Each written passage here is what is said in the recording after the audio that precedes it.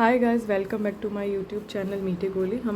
ने last video में erythropoiesis start किया था, उसके हमने कुछ बेसिक चीज़ें पढ़ी थी। आज हम इरिथ्रोपोइसिस के सेकेंड वीडियो में देखेंगे चेंजेस ड्यूरिंग इरिथ्रोपोइसिस। देखो, तो इसमें क्या है, दी सेल्स ऑफ CFU का मतलब क्या था, colony forming unit erythrocyte pass through different stages and finally become the matured RBC. During these stages 4 important changes are noticed. देखो, अभी ऑब्वियस सी बात है कि हम इसके आगे हमारे क्या हो रहा है, इरिथ्रोसाइट बनेगा इससे, कॉलोनी फॉर्मिंग इरिथ्रोसाइट से। तो जब वो मेच्योर RBC बन जाते हैं तो उसमें मतलब उनकी कुछ चेंजेस होते हैं जो उनमें बेसिकली नोटिस किए जाते हैं। तो वो क्या क्या चेंजेस होते हैं, देखो। सबसे पहले reduction in size of cell. जो RBC की साइज़ होती है, मतलब RBC नहीं कह सकते तब तक, वो इरिथ्रोसाइट की जो सेल होती है उसकी रिडक्शन हो जाती है साइज़ में। वो पहले कितना 25 माइक्रोन से कितना 7.2 माइक्रोन का हो जाता है। उसके बाद disappearance of nuclei and nucleus, ठीक है। न्यूक्लियाई और न्यूक्लियस डिसअपियर हो जाता है। अपीयरेंस ऑफ हीमोग्लोबिन उसमें आ जाती है। Changes in staining process of cytoplasm, ठीक है। उसकी जो मतलब जैसे हम उसको जिस भी डाई से स्टेन करते हैं उसमें हम चेंजेस देख सकते हैं। तो वो कैसे होगा हम आगे देखेंगे, ठीक है।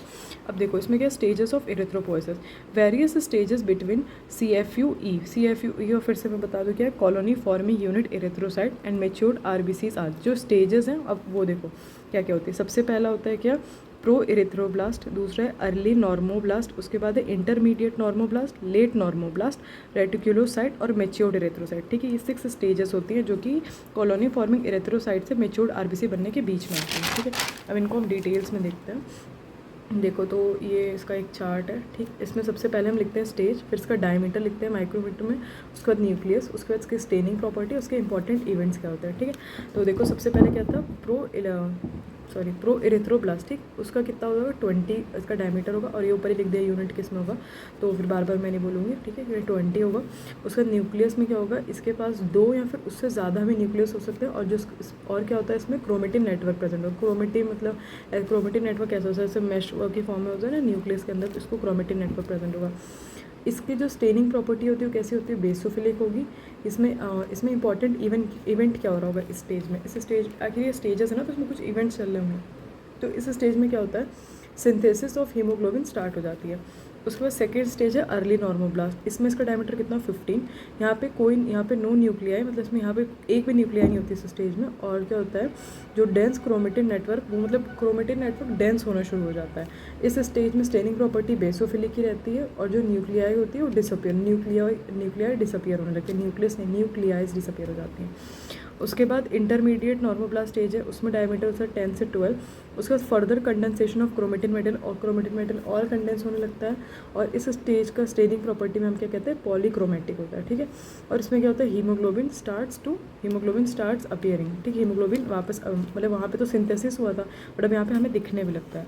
अब लेट नॉर्मोब्लास्ट में क्या होता है, 8 से 10 इसका डायमीटर आ जाता है। Small with very much condense chromatin and ink spot nucleus, ठीक है। बहुत स्मॉल सा हो जाता है इसका न्यूक्लियस, मतलब न्यूक्लियस बिल्कुल रिड्यूस हो गया।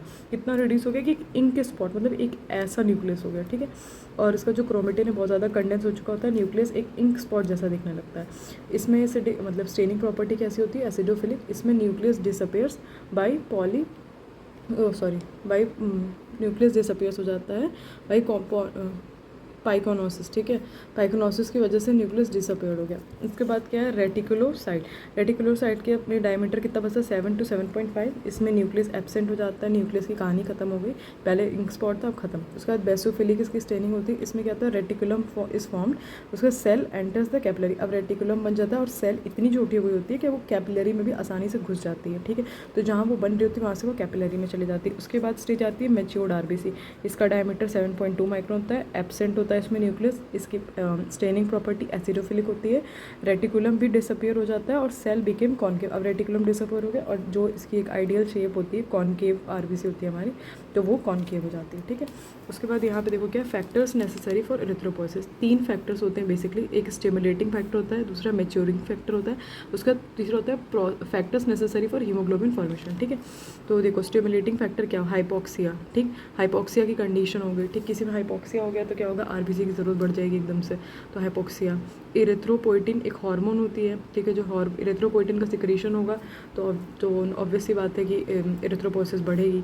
थायरोक्सिन क्या होता है, बहुत ज़्यादा बीएमआर बढ़ाता है, मेटाबॉलिक रेट को फास्ट करता है, तो इसमें भी होगी। हीमोपोइटिक ग्रोथ फैक्टर एक हार्मोन होता है, उसकी वजह से होगी। Vitamin B3, B6, C, D and E, इन सब के वजह से भी हमारा जो होता है वो स्टिमुलेटिंग फैक्टर्स होते हैं, मतलब आरबीसी के, ठीक है।